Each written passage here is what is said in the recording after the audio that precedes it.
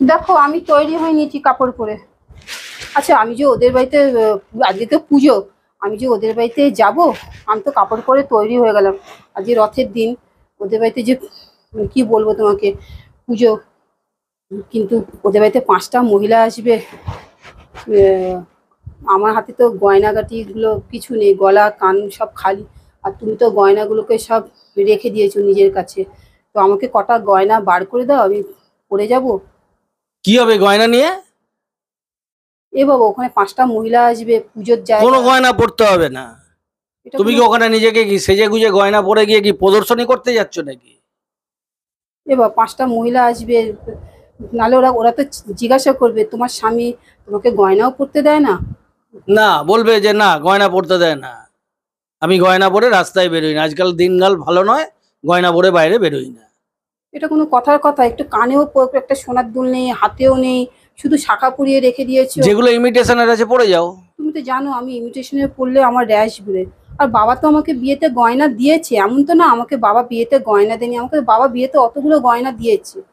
তুমি সব গয়না আমাকে আটকে রেখে দিয়েছো সব লকারে।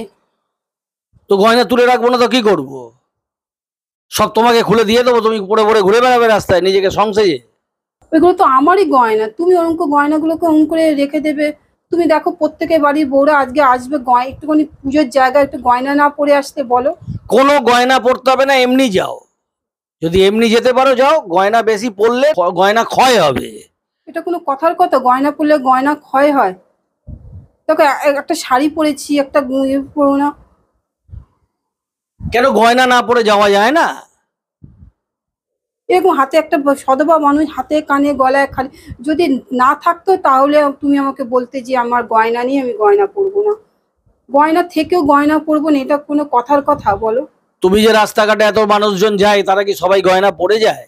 সবার কাছে ইমিটেশনের গয়না পরে যায়। আর তাদের আলাদা ব্যাপার, আমার তো আছে, আমার থেকেও যদি না পড়ি, তুমি এরকম মানসিক অত্যাচার আমাকে করো কেন বলো?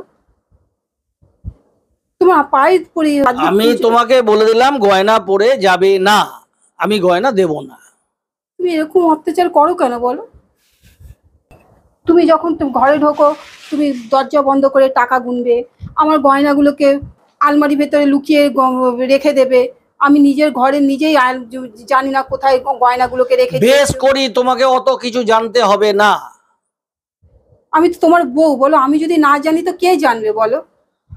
এখন তোমার জানার দরকার নেই, তাই তোমার জানার কোনো প্রয়োজনও নেই। এটা কোনো কথার কথা বলো? তোমার যতটুকু তোমার কাজ ততটুকু করো, এত কিছু মাথা ঘামানোর তোমার কোনো দরকার নেই। যখন যেখানে যেটা দেবার আমার মনে হবে আমি ঠিক দেব। তুমি যেখানে দেওয়ার তুমি দাওটা কোথায়? যখন আমার যেখানে মনে হবে, যখন যেটা তোমাকে দিতে হবে কি, যেটা যে গয়নাটা পরিয়ে দেওয়ার কথা, তখন আমি পড়তে দেবো। তুমি আমাকে দাওটা কখন? আমি যে বললাম জিনিস বেশি গয়না পরলে নষ্ট হবে, ক্ষয় হয়ে যাবে, গয়না অত পরা যাবে না। তোমার বাবা তোমাকে দিয়েছে মানে গয়না তো সব আমাকে দিয়েছে। গয়নাগুলো তো মা বিয়েতেই আমাকে দিয়েছে, বলে তুমি গয়নাগুলো এইভাবে আটকে রাখবে, এরকম করে রাখবে? তোমাকে দিয়েছে মানে? ওখানে গেলে 5 জনে 5টা কথা বলবে, জিজ্ঞাসা করবে, এমনি আমাকে জিজ্ঞাসা করে তোমার বর তোমাকে কি করে দেয় না, ওই দেয় না, সেই দেয় না, কত কথা শোনায় আমাকে। আমি তবুও তো ঘরের কথা কাউকে বলি না, কিচ্ছু বলি না, চুপ করে থাকি।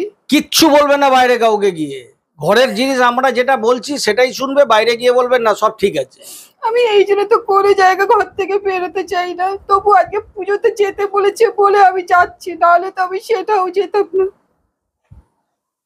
শোনো, তোমার বাড়ির লোক তোমাকে, তোমার বাবা মা গয়না দেয়নি, গয়নাটা আমাকে যৌতুকে দিয়েছে। কাজেই তোমাকে যেটা বললাম এইভাবে যেতে পারলে যাও, নাহলে তোমাকে যেতে হবে না। আমি তাহলে যাবো না। তাহলে ছেড়ে দাও, যেতে হবে না। ওখানে গেলে ঘরের কথা জানতে চাইবে, আমি বলতে পারবো না। ঘরের কথা যেন বাইরে একটাও না যায়।